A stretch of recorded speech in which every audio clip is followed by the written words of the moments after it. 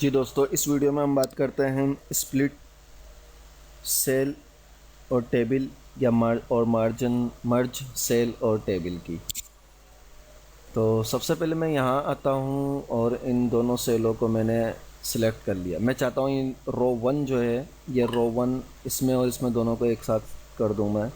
तो दोनों सेल आपस में मर्ज करने के लिए दोनों को सिलेक्ट करूँगा। अब मर्ज सेल मैंने करा तो देखिए अभी इसके बीच में जो लाइन थी वो लाइन अट गई, दोनों सेल एक ही हो गए।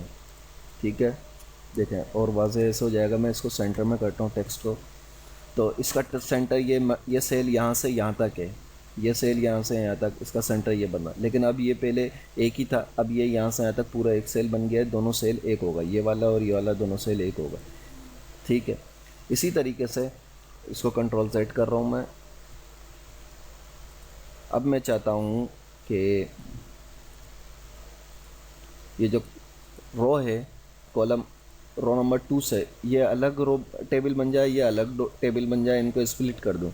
तो मैं यहाँ आता हूँ, रो नंबर 2 को पर कर्सर रख के स्प्लिट टेबल करता हूँ। तो देखिए रो नंबर 2 से अलग टेबल हो गया, ये अलग टेबल।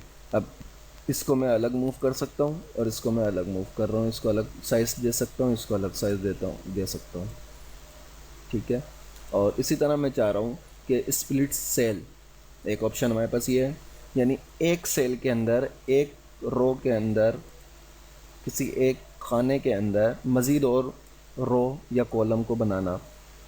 स्प्लिट सेल पे क्लिक करा, मैं चाहता हूँ इस खाने में मज़ीद 2 रो और बन जाए और 2 कॉलम 2 रो और बन जाए। तो इसको ओके करा। अब ये देखिए रो नंबर 3 में 2 कॉलम और 2 रो का मज़ीद इजाफा हो गया है।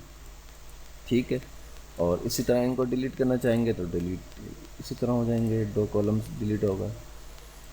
ठीक है दोस्तों।